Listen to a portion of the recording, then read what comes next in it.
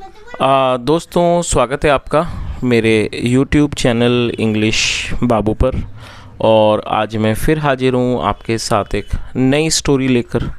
और दोस्तों, आज जो स्टोरी मैं आपके लिए लेकर आया हूँ ये एक शॉर्ट मॉरल स्टोरी है। बहुत ही प्यारी, मज़ेदार, अच्छी कहानी है। कहानी सुनने में आपको मज़ा आएगा। उसके अलावा दोस्तों, आज की इस स्टोरी में आपको कुछ नए इंग्लिश के वर्ड मीनिंग सीखने को मिलेंगे, उनकी करेक्ट प्रोनाउंसिएशन के बारे में पता चलेगा। और हमेशा की तरह जो इसका ग्रामर का पार्ट है उसे बिल्कुल डिटेल में कवर करेंगे, तो एक एक स्ट्रक्चर को आप बड़ी आसानी से सीख पाएंगे। तो चलिए दोस्तों, आज की इस कहानी को हम शुरू करते हैं। और सबसे पहले कहानी का टाइटल देखते हैं। कहानी का टाइटल है the hermit and the jumping rat. क्या मतलब हुआ दोस्तों? हर्मिट का मतलब होता है साधु या फिर सन्यासी। जंपिंग का मतलब होता है कूदने वाला, रैट मतलब चूहा। साधु और कूदने वाला चूहा। तो दोस्तों, ये आज की इस कहानी का टाइटल है, शीर्षक है। और अब मैं इसे पढ़ना शुरू करता हूँ। आपसे रिक्वेस्ट है कि आप कहानी को बिल्कुल ध्यान से सुने। और यदि आज की कहानी में आपको कोई भी नया शब्द या फिर नया स्ट्रक्चर मिले तो आप उसे नोट करें। और यदि कहानी पसंद आए तो लाइक भी ज़रूर करें। तो चलिए इसको शुरू करते हैं। On the outskirts of a small village there was a temple in which there lived a pandit. क्या मतलब हुआ? On the outskirts of a small village. Outskirt का मतलब होता है सीमा, कोई सरहद। On the outskirts of a small village का मतलब हुआ कि एक छोटे गांव की सीमा पर देयर वॉज ए टेम्पल, एक मंदिर था। और दोस्तों, ये जो वाक्य है ये एक सिंपल पास्ट का वाक्य है। सिंपल पास्ट का मतलब होता है जब हम पास्ट में कोई ऐसा वाक्य बनाते हैं जहाँ पर वॉज या फिर वर का इस्तेमाल हेल्पिंग वर्ब के रूप में किया जाता है, साथ में नाउन या फिर एडजेक्टिव का इस्तेमाल भी किया जाता है बिना किसी वर्ब का प्रयोग करें।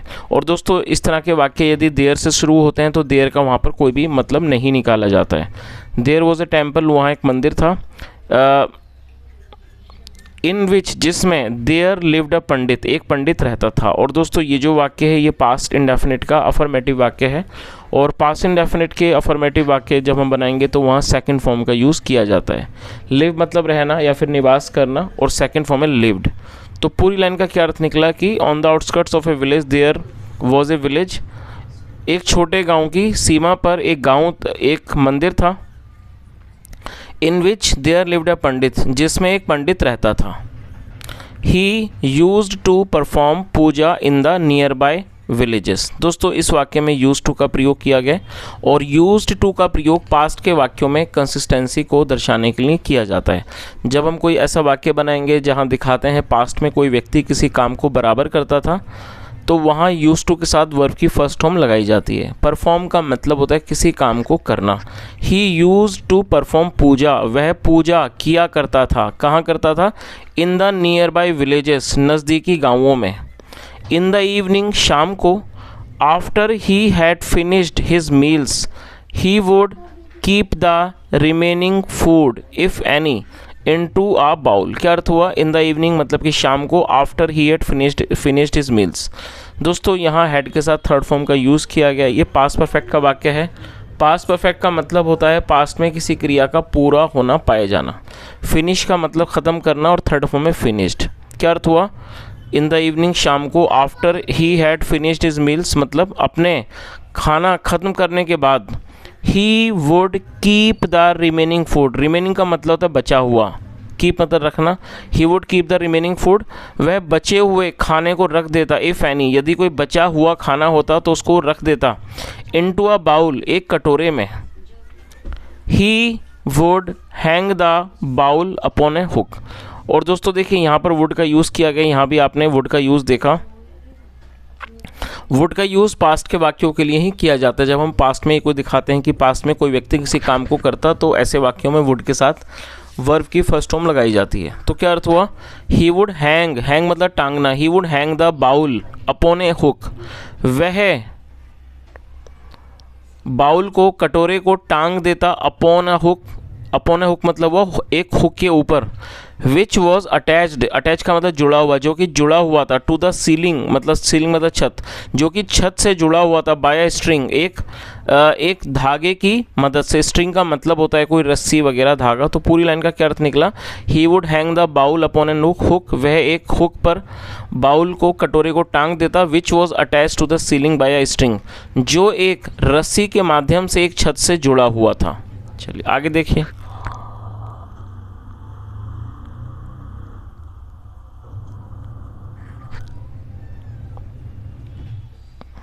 There in the same temple lived a fat rat, क्या अर्थ हुआ, there in the same temple मतलब उसी मंदिर में, लिव्ड अ फैट रेट एक मोटा चूहा रहता था। और दोस्तों ये भी पास्ट इंडेफिनिट का वाक्य है, यहाँ पे सेकंड फॉर्म लगाई गई है। ही वॉज सो फैट, वह इतना मोटा था, that he did not fear even the cats. और दोस्तों ये जो वाक्य है ये पास्ट इंडेफिनिट का नेगेटिव वाक्य है। जब हम पास्ट इंडेफिनिट में नेगेटिव का वाक्य बनाते हैं तो डिड नॉट के साथ वर्ब की फर्स्ट फॉर्म लगाई जाती है। तो क्या अर्थ हुआ, he was so fat that he did not fear even the cats, वह इतना मोटा था कि वह बिल्लियों से भी नहीं डरता था। He would come out of his hole during the night time and jump over to the hanging bowl and eat whatever food available in it. क्या अर्थ हुआ, he would come out of his hole. दोस्तों यहाँ भी would का use किया गया, जैसा ऑलरेडी मैंने आपको बताया, वुड का यूज़ जो है पास्ट के वाक्यों के लिए ही किया जाता है। होल का मतलब होता है bill, he would come out of his bill during the night, during मतलब दौरान, वह रात्रि के दौरान अपने बिल से बाहर आता, and jump over to the hanging bowl, और लटकी हुई कटोरे के ऊपर वो जंप लगाता, वो कूदता, एंड ईट और खा जाता, what ever food available in it, और जो भी भोजन खाने का, जो भी सामान खाने का, जो भी भोजन उसमें अवेलेबल होता, जो भी उसमें उपलब्ध होता, उसे वो खा जाता। द नेक्स्ट मॉर्निंग, अगली सुबह, when pandit would open the bowl, और अगली सुबह जब पंडित उस कटोरे को खोलता, open the, he would find it empty, find मतलब पाना, वह उसे खाली पाता। चलिए आगे देखिए। दिस वेंट ऑन डेली, और दोस्तों ये जो वाक्य ये भी एक पास्ट इंडेफिनिट का वाक्य है जहाँ पे सेकंड फॉर्म लगाई जाती है। गो ऑन का मतलब होता है चलना, सेकंड फॉर्म में went on. This went on daily, और ये हर रोज़ चलता रहा या ये हर रोज़ चला। आगे देखिए। The pandit became very sad, दोस्तों ये जो वाक्य है ये एक पास्ट इंडेफिनिट का ही अफर्मेटिव वाक्य है जहाँ पर सेकंड फॉर्म लगाई जाती है। SAD सैड का मतलब होता है उदास, और ये एडजेक्टिव है। और दोस्तों जब हम किसी एडजेक्टिव को वर्ब बनाना चाहते हैं तब हमें एक सपोर्टिंग वर्ब का यूज़ करना होता है, तो यहाँ पर सपोर्टिंग वर्ब के रूप में बिकम का यूज़ किया गया है। तो बिकम सैड का मतलब होता है उदास होना, और ये पास्ट का वाक्य है तो इसलिए बिकम की सेकंड फॉर्म बिकेम का यूज़ किया गया है। तो क्या अर्थ हुआ, the pandit became very sad, पंडित बहुत उदास हो गया। He did not know how to drive the rat away from the temple, और दोस्तों मैं चाहूँगा आप इसे नोट कर लें। ड्राइव अवे का अर्थ होता है किसी को भगाना, और ये जो वाक्य है ये पास्ट इंडेफिनिट का नेगेटिव वाक्य है जहाँ डिड नॉट के साथ फर्स्ट फॉर्म लगाते हैं। ही डिड नॉट नो, वह नहीं जानता था, how to drive the rat away from the temple, चूहे को मंदिर से कैसे भगाए। तो पूरी लाइन का क्या अर्थ निकला, he did not know how to drive the rat away from the temple, वह नहीं जानता था चूहे को मंदिर से कैसे भगाए। वंस एक बार, a hermit from another village came to stay with the pandit, और दोस्तों ये जो वाक्य है ये भी पास्ट इंडेफिनिट का वाक्य है जहाँ पे सेकंड फॉर्म लगाई गई है। वंस एक बार, अ हर्मिट मतलब एक सन्यासी या कह सकते हैं साधु, फ्रॉम अनदर विलेज दूसरे गाँव से, केम आया, to stay with the pandit पंडित के साथ रहने के लिए। The pandit had no food to offer to his guest, और दोस्तों ये जो वाक्य है ये पास्ट का पजेसिव वाक्य है। पास्ट पजेसिव मतलब जब हम पास्ट में दर्शाते हैं किसी के पास कुछ था तो ऐसे वाक्य को पास्ट पजेसिव का वाक्य कहा जाता है। The pandit had no food to offer to his guest, offer मतलब देना, पंडित के पास अपने मेहमान को, अपने अतिथि को, मेहमान को देने के लिए कोई भी भोजन, कोई भी खाना नहीं था। ही बिकेम एम्बैरेस्ड, एम्बैरेस्ड का मतलब होता है शर्मिंदा होना, और ये भी एडजेक्टिव है जिसे वर्ब बनाने के लिए बिकम का यूज़ किया गया है, और ये सेकंड फॉर्म में बिकेम। ही बिकेम एम्बैरेस्ड, वह शर्मिंदा हो गया। And talked about this problem with the hermit, और उसने साधु से, हर्मिट से इस समस्या के बारे में बात की, और ये टॉक की सेकंड फॉर्म है।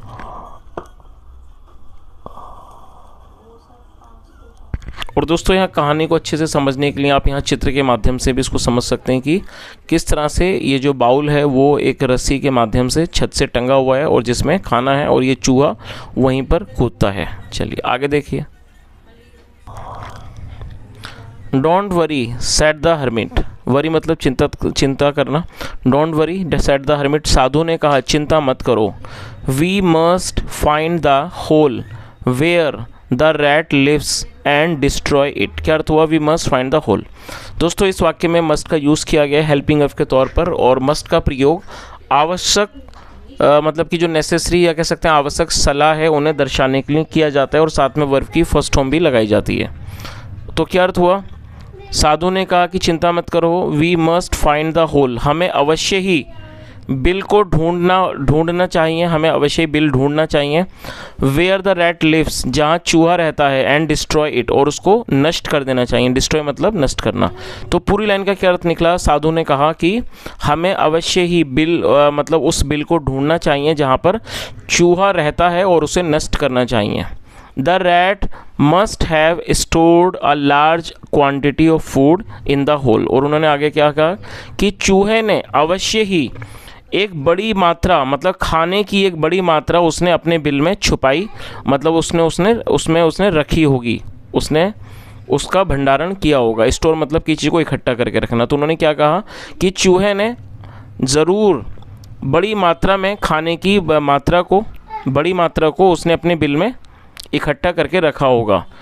It's this hoards smell, horde का मतलब होता है कि चीज़ का बहुत ज़्यादा मात्रा में होना, जमावड़ा जिसको कह सकते हैं। तो उन्होंने क्या कहा? इट्स दिस होर्ड्स स्मेल, और ये उस मतलब कि उसकी स्मेल है, सुगंध है, दैट गिव्स स्ट्रेंथ, जो ताकत देती है, टू द रैट, चूहे को, टू मेक हाई जंप्स, ऊंची छलांग लगाने के लिए, and reach the food bowl, और खाने के कटोरे तक पहुंचने के लिए। आगे देखिए। So the pandit and the hermit together traced the rat's hole, और दोस्तों यहाँ रैट के बाद एपेस्ट्रॉफी एस है जिसका मतलब होता है काकी के। जब हम किसी नाम या व्यक्ति के साथ को जोड़ते हैं तो एपेस्ट्रॉफी एस का यूज़ किया जाता है। और दोस्तों ट्रेस का मतलब होता है किसी चीज़ का पता लगाना। क्या अर्थ हुआ? सो इसलिए the pandit and the hermit, पंडित और साधु ने टुगेदर एक साथ ट्रेस द रेट्स होल, चूहे के बिल का पता लगाया, चूहे के बिल को खोजा। They dug it up and destroy the food stock stored there by the rat, dug मतलब खोद देना उन्होंने उसको। और दोस्तों दे का मतलब होता है वे या वे लोग, जब सब्जेक्ट में एक से ज़्यादा लोग शामिल होते हैं तो दे का यूज़ किया जाता है। दे डग इट अप, उन्होंने उसको खोद दिया, and destroyed the food stock, और खाने के भंडार को, खाने का जो भंडार था उसको उन्होंने नष्ट कर दिया। That stock stored there by the rat, जिसे चूहे के द्वारा वहाँ पर स्टोर किया गया था, जिसका भंडारण चूहे के द्वारा वहाँ पर किया गया था। The rat became frustrated to see his food stock destroyed, frustrate का मतलब होता है हताश हो जाना। जो चूहा था वो अपने खाने के भंडार को नष्ट देखकर बहुत ज़्यादा क्या था, उदास हो गया, बहुत ज़्यादा हताश हो गया। He lost his vital energy to make high jumps, और दोस्तों ये भी पास्ट इंडेफिनिट का वाक्य है जहाँ पे सेकंड फॉर्म लगाई जाती है। लूज मतलब खोना, गंवाना, सेकंड फॉर्म लॉस्ट। वाइटल मतलब ज़रूरी। ही लॉस्ट हिज वाइटल एनर्जी, उसने अपनी जो उसकी वाइटल एनर्जी थी, तो जो उसकी ऊर्जा थी, ताकत थी, वो उसने गंवा दी। टू मेक हाई जंप्स, ऊंची कूद लगाने की जो उसकी ताकत थी वो उसने गंवा दी। He had to go hungry now, अब उसको भूखा रहना पड़ा। He became weak due to hunger, और भूख के कारण, ड्यूटी मतलब के कारण, की वजह से, भूख की वजह से, हंगर मतलब भूख, भूख की वजह से वो कमज़ोर हो गया। एंड लेफ्ट द टेम्पल, और उसने मंदिर छोड़ दिया। लीव मतलब छोड़ना, चले जाना। एंड लेफ्ट द टेम्पल, और वो मंदिर से चला गया। इन सर्च ऑफ फूड, खाने की तलाश में। While he was running around in search of food, while मतलब दौरान, और ये पास्ट कॉन्टिन्यूस का वाक्य है। ऐसे वाक्य जहाँ वाक्यों की टेल पर रहा था, रही थी आता है, तो ऐसे वाक्यों में वॉज या वर्ब के साथ वर्ब की फोर्थ फॉर्म लगाई जाती है।